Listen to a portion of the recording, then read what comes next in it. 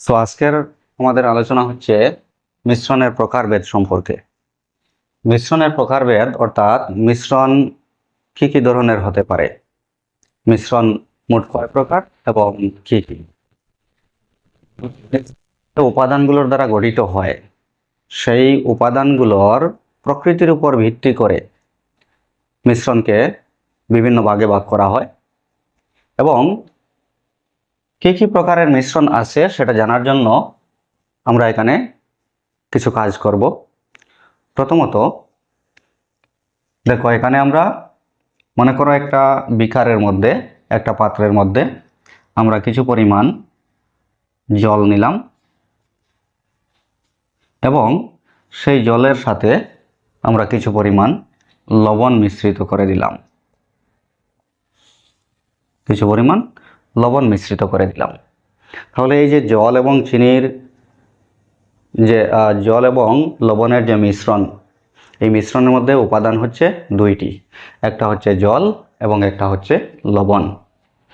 এই যে দুইটা উপাদান, এই দুইটা উপাদানকে যখন মিশ্রিত করা হবে তখন জলের সাথে লবণ জলের মধ্যে লবণ সম্পূর্ণরূপে দ্রবীভূত হয়ে যাবে এবং যদি আমরা এই মিশ্রণের মধ্যে লবণ এবং জলের যে সংযুতি, সেই সংযুতিটা তার সব অংশে সমান থাকবে, অর্থাৎ পাত্রের বিকারের উপরের অংশে জল এবং লবণ যে অনুপাতে মিশ্রিত হয়েছে, জলের পাত্রের নিচের অংশে বা পাত্রের মধ্যের অংশেও একই অনুপাতে জল এবং লবণ মিশ্রিত হয়েছে। সুতরাং এই মিশ্রণের ক্ষেত্রে লবণ এবং জলের যে সংযুতি, সেই সংযুতি মিশ্রণের সব অংশে সমান। তো এই ধরনের যে মিশ্রণগুলোতে মিশ্রণের উপাদানগুলোর সংযুতি মিশ্রণের সব অংশে সমান, সেই ধরনের মিশ্রণকে বলা হয় সমসত্ব মিশ্রণ। সুতরাং এখান থেকে প্রশ্ন হচ্ছে যে, প্রথম প্রশ্ন হবে সমসত্ব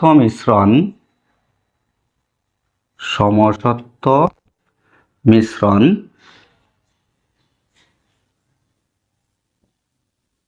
কাহাকে বলে?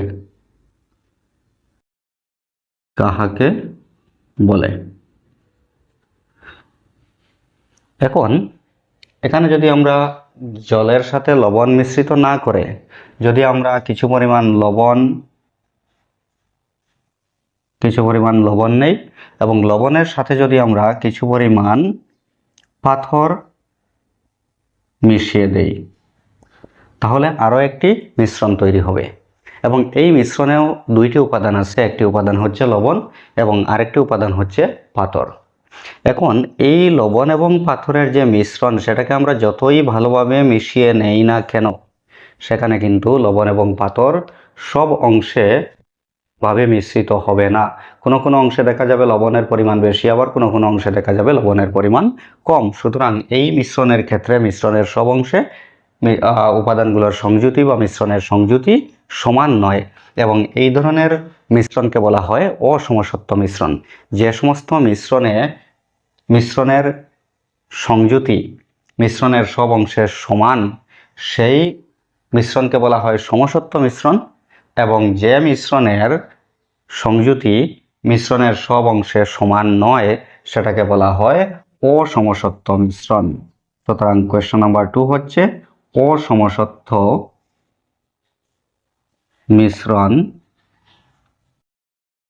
কাহাকে বলে? অসমসত্ব মিশ্রণ কাহাকে বলে?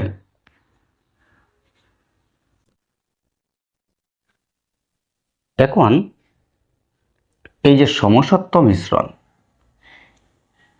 এই সমসত্ব মিশ্রণের আরেক নাম হচ্ছে দ্রবণ। সুতরাং যদি কোয়েশ্চন থাকে যে দ্রবণ কাহাকে বলে বা দ্রবণ কি, তখন আমরা লিখব যে দুই বা ততোধিক পদার্থের সমসত্ব মিশ্রণকে দ্রবণ বলা হয়।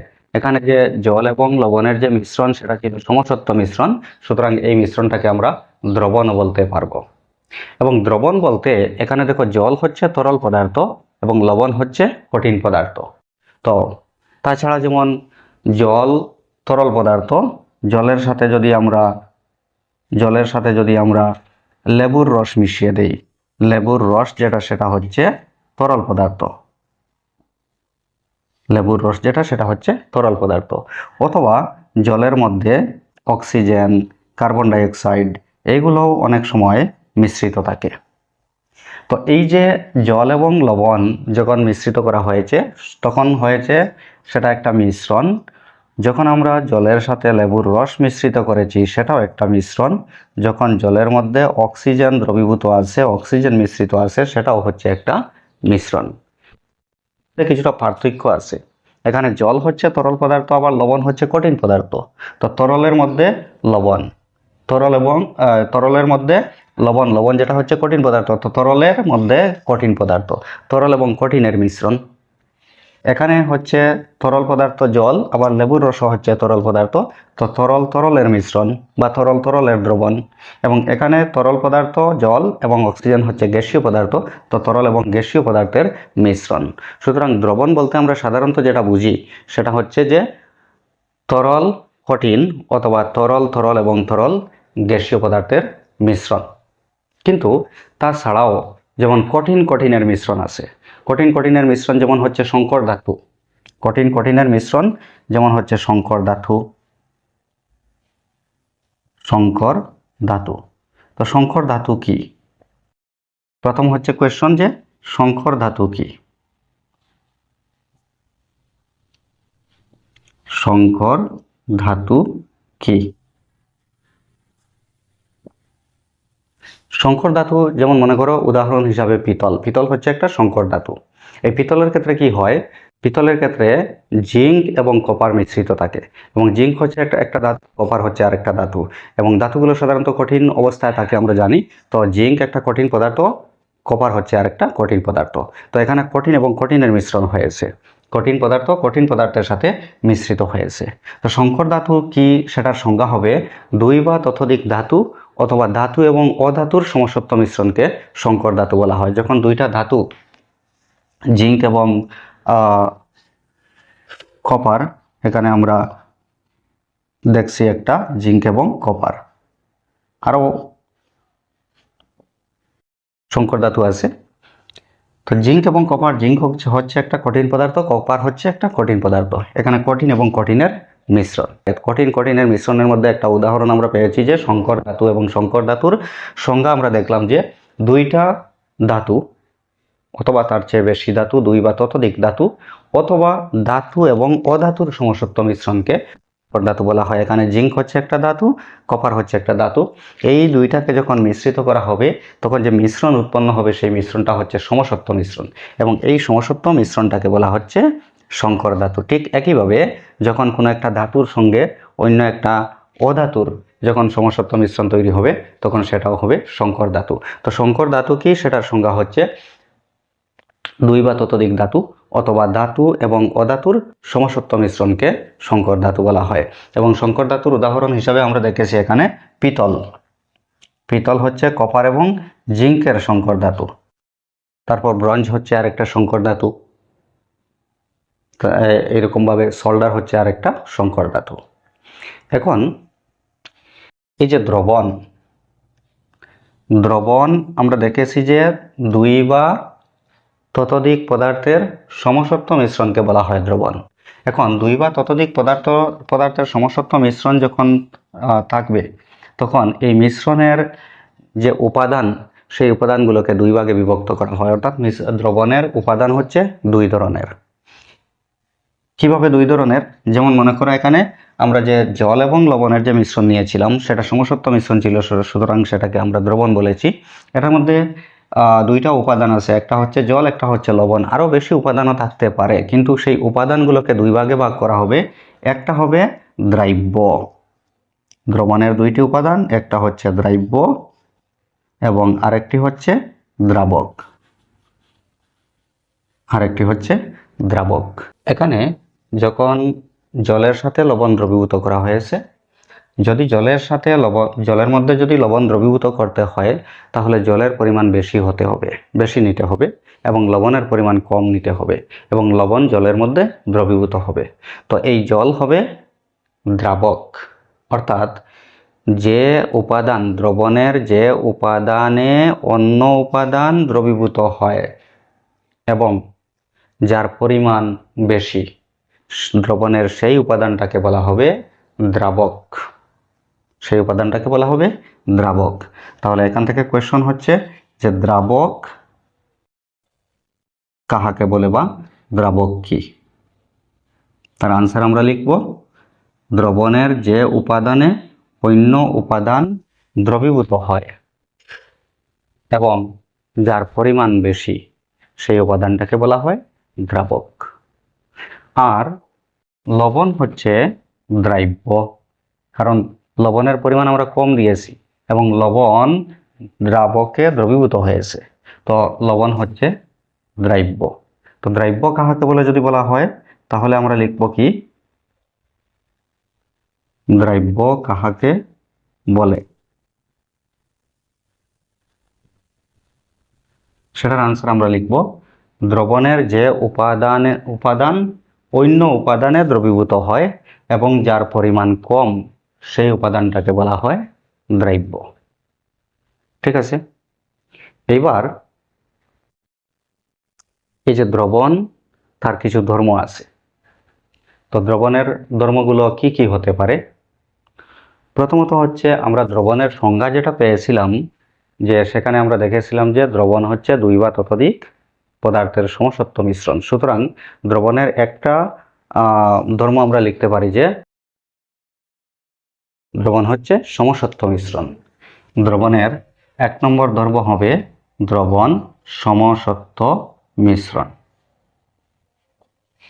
সমসত্ব মিশ্রণ। 2 নম্বর ধর্ম হচ্ছে দ্রবণের যে কণা, সেই কণাগুলোর ব্যাস 1 ন্যানোমিটার থেকে কম। দ্রবণের কণাগুলোর ব্যাস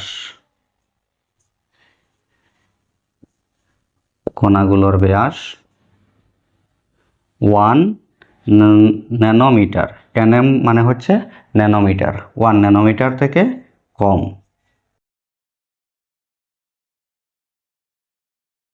এখন যেহেতু দ্রবণের কণাগুলোর ব্যাস 1 ন্যানোমিটার থেকে কম মানে অনেক ছোট, সুতরাং দ্রবণে যখন আলোকরশ্মি আপতিত হয় তখন সেটা বিচ্ছুরিত হয় না।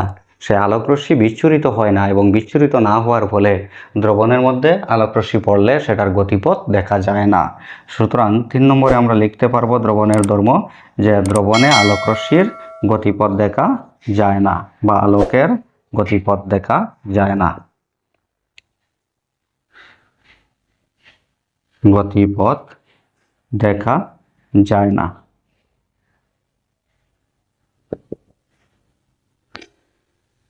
এবং যদি দ্রবণের যে উপাদান যেগুলো আছে, সেই উপাদানগুলোকে আমরা পরিস্রবণ প্রক্রিয়ায় পৃথক করতে পারবো না। পরিস্রবণ মানে ফিল্টার করে আমরা সেটাকে আলাদা করতে পারবো না। যেমন এখানে দেখো লবণ এবং জলের যে মিশ্রণ, সেটা একটা দ্রবণ আমরা বলেছিলাম।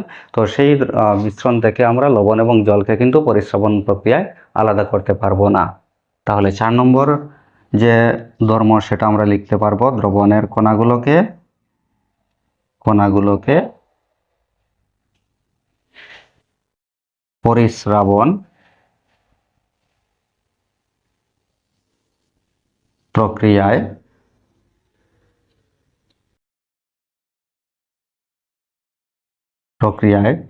পৃথক করা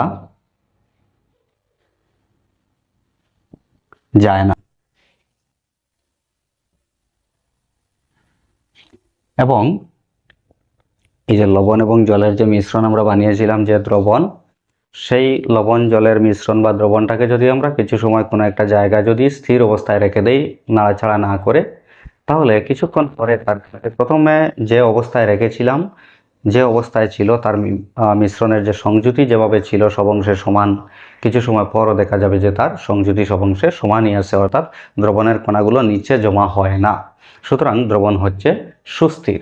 তাহলে আমরা 5 নম্বর ধর্ম লিখতে পারবো দ্রবণ সুস্থির। দ্রবণ সুস্থির।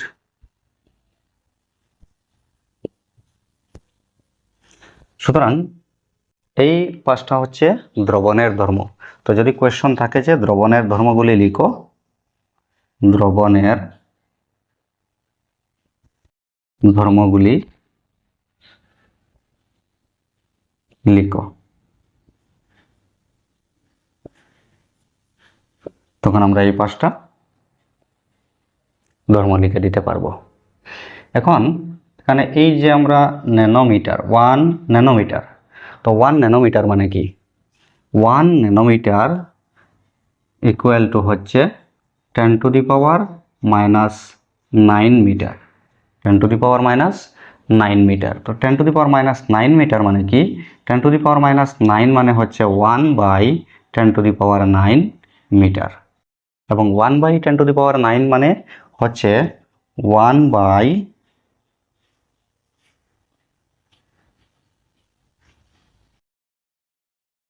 দিস। এখানে কত? একক, দশক, শতক, হাজার, অযুত, লক্ষ, নিযুত, কোটি, 100 কোটি। 1 মিটারকে 100 কোটি ভাগ করে 1 ভাগের যে মাপ হবে সেটা হচ্ছে 1 ন্যানোমিটার। তো দ্রবণের কণাগুলোর ব্যাস 1 ন্যানোমিটার থেকে কম, অর্থাৎ এই মাপ থেকে আরও কম হচ্ছে দ্রবণের কণাগুলোর ব্যাস। তাহলে এই ভিডিওতে আমরা আলোচনা করেছি মিশ্রণের প্রকারভেদ। এখানে মিশ্রণ আমরা দেখেছি দুই ধরনের, যেটা তার সংযুতির উপর ভিত্তি করে। মিশ্রণের উপাদানগুলোর সংযুতির উপর ভিত্তি করে আমরা দুই ভাগে ভাগ করেছি। একটা হচ্ছে সমসত্ব মিশ্রণ এবং একটা হচ্ছে অসমসত্ব মিশ্রণ। সমসত্ব মিশ্রণ হচ্ছে যে মিশ্রণের ক্ষেত্রে মিশ্রণের সংযুতি মিশ্রণের সব অংশে সমান, সেই মিশ্রণকে বলা হয় সমসত্ব মিশ্রণ। এবং অসমসত্ব মিশ্রণ হচ্ছে যে মিশ্রণের সংযুতি মিশ্রণের সব অংশে সমান নয়, সেই মিশ্রণকে অসমসত্ব মিশ্রণ বলা হয়। তারপর আমরা পেয়েছি দ্রবণ কি? দ্রবণ আমরা দেখেছি যে 2 বা ততোধিক পদার্থের সমসত্ব মিশ্রণকে দ্রবণ বলা হয়। নেক্সট আমরা পেয়েছি সংকর ধাতু কি? সংকর ধাতু সংজ্ঞা হচ্ছে যে ততোধিক ধাতু অথবা ধাতু এবং অধাতুর সমসত্ব মিশ্রণকে সংকর ধাতু বলা হয়। উদাহরণ হিসাবে হচ্ছে পিতল, কপার এবং জিঙ্কের সংকর ধাতু। তারপর আমরা দেখেছি যে দ্রবণের উপাদান দুইটি, একটি হচ্ছে দ্রাব্য এবং একটা হচ্ছে দ্রাবক।